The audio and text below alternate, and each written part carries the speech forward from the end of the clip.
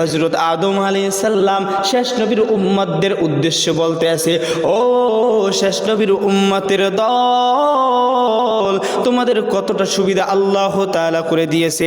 আমি আদম একটা ভুলের কারণে আল্লাহ তাআলা আমার পোশাক থেকে জামা কাপড় খুলিয়ে দিল, আমাকে উলঙ্গ করে দিল, আমার স্ত্রীকে উলঙ্গ করে দিল, আমার আর আমার স্ত্রীর দূরত্ব বাড়াইয়া দিল, আল্লাহ তাআলা জান্নাত থেকে বাহির করে দিল। আমি আল্লাহর কাছে এত ক্ষমা চাইলাম, এত ক্ষমা চাইলাম, আল্লাহ তাআলা আমাকে মাফ করলো না। আমাকে মাফ চাওয়ার জন্য একটা নির্ধারিত জায়গা আল্লাহ তাআলা বানিয়ে দিল। আল্লাহ তাআলা বলল, যাও অমুক জায়গায় যাইয়া আমি আল্লাহর কাছে তুমি দোয়া করো, তাহলে আমি আল্লাহ তোমার দোয়া কবুল করে নেব। ও দুনিয়ার মুসলমানের দল, আল্লাহ তাআলা আপনার আমাকে কতটা ভালোবাসেন দেখেন, শেষ নবীর উম্মত হিসেবে আপনাকে আমাকে কতটা ভালোবাসে দেখেন। হযরত আদম আলাইহিস সালাম ডাক দিয়ে বলতেছে, ও শেষ নবীর উম্মতের দল, আল্লাহ তাআলা তোমাদেরকে এত ভালোবাসে, তোমরা যদি গভীর সমুদ্রে যাইয়া যদি একবার আল্লাহকে আল্লাহ বলে ডাক দাও, ও মালিক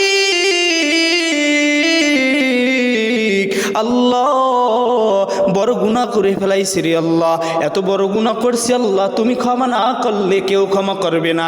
আদম আলাইহিস সালাম বলেন, ও শেষ নবীর উম্মতের দল, আল্লাহ তাআলা তোমাকে তুমি যেখানে দাঁড়াই আল্লাহর কাছে দোয়া করবা, এক ফোঁটা চোখের পানি ফলাইতে তোমার দেরি হবে, আর তোমার রব আমার রব আল্লাহ তাআলা ক্ষমা করতে দেরি করবে না। এই জন্য দুনিয়ার মুসলমানের দল, দুনিয়ায় আপনার আমার জিন্দেগিটা চিরস্থায়ী না। আল্লাহর কাছে তওবা করেন, আল্লাহর কাছে তওবা করে বলেন, ও দয়ার মালিক, গুনাহ করিতে করিতে মাওলা অন্তরটা কালা করে ফেলাইছি, ও দয়ার মালিক আপনি যদি মাফ না করেন মাওলা, মাফ করার মতো পৃথিবীতে আর কেউ নাই।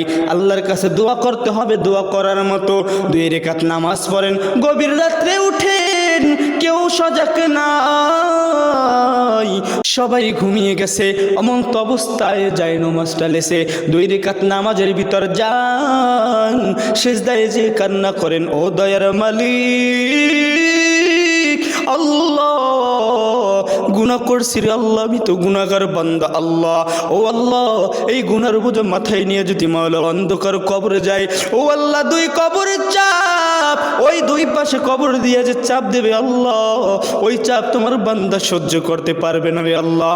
ও আল্লাহ তোমার ওই প্রিয় হাবিব মুহাম্মদ মুস্তাফা সাল্লাল্লাহু আলাইহি সাল্লামের উম্মত সহ্য করতে পারবে না রে আল্লাহ।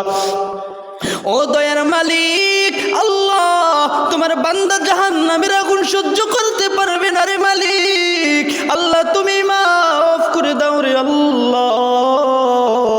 এরকম ভাবে আল্লাহর সাথে কান্না করিয়া করিয়া আল্লাহর কাছে আপনার মনের কথাগুলো বলেন, গুনার কথাগুলো বলেন।